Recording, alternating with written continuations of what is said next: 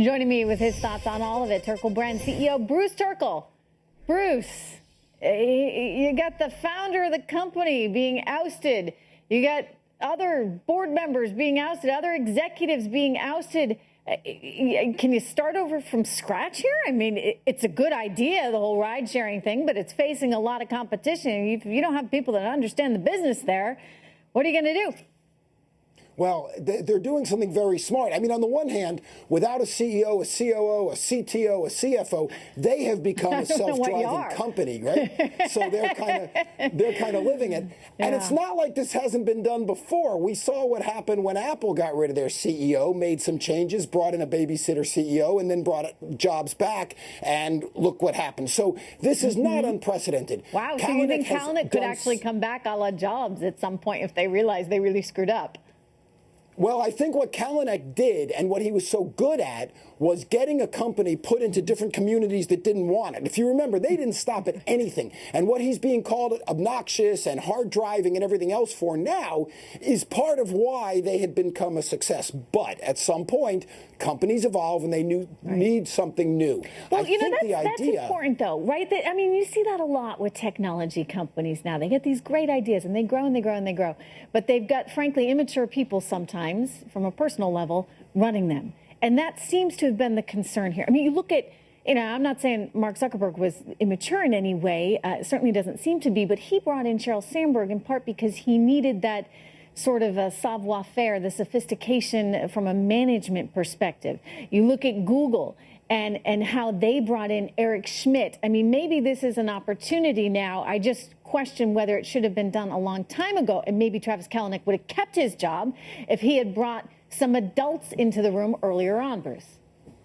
So you made a lot of points, all of them good. So yes, other companies have done this. It's the yin and yang. You need to bring in the other talents. You need to bring in the adult, the babysitter, whatever you want, or the operator. But at the same time, should they have done it sooner? Well, you know what they say, the two best times to plant an oak tree, 20 years ago or right now. And they're doing it right now, and it makes a difference because now they can grow the company in the ways they have to grow it. They might not need what he brought to the company anymore. They need something different. But are they going? Is the pendulum swinging too far? Let me ask you that as well, because you have the board member, right, the private equity investor that was tossed out because he made some, pretty innocuous joke, right? But he shouldn't have made it, given the climate we're in now, talking about women. But even Arianna Huffington was like, yeah, not such a big deal. But he wound up having to resign over the whole thing. I mean, we have become very sensitive to all of this, as we should be, but in some ways, is Uber now going too far, and are they running the risk that they're not going to have the right people in place that really understand the business? Don't forget Lyft, right there on their heels. It's another ride-sharing app. There's two things you need to keep in mind. Number one, when momentum starts moving, the chips start to fall. So on the one hand, you could say, yeah, they've gone too far. Why is all this happening? Why didn't it happen sooner? But now that it's happening, the new broom sweeps clean, the pendulum swings, and that's the way these things work. But number two, let's not forget, Kalanick is still on the board of directors. His stock is still vesting. Now, the pun is that he can vest in peace, right? But he's still involved. He's still there. He's still part of it. So on the one hand, they get to get rid of the ugly side, the issues they've been having, because as you pointed out, the cost to change to Lyft or to GM's program is zero. All a consumer has to do is change the app on their phone. So how much would a Sheryl Sandberg bring them?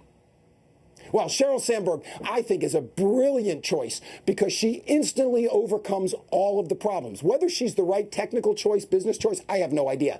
But from a marketing and branding point of view, what I know, Sheryl Sandberg says there's an adult in charge, there's someone calm in charge, there's and a someone woman, who by has the way, done this which before. Is relevant for this company. That's right. That's hugely important. And she did it before. She did it at another frat rat dorm bro company, Facebook. And so that she could do the same thing here. I think from an optics point of view, by the way, Sheryl Sandberg's also from Miami like me, so I like her for that reason alone. All right, well, we'll watch. Maybe she'll get it. Bruce, good to see you. Thank you very much. Thank you. Thank you, Trish.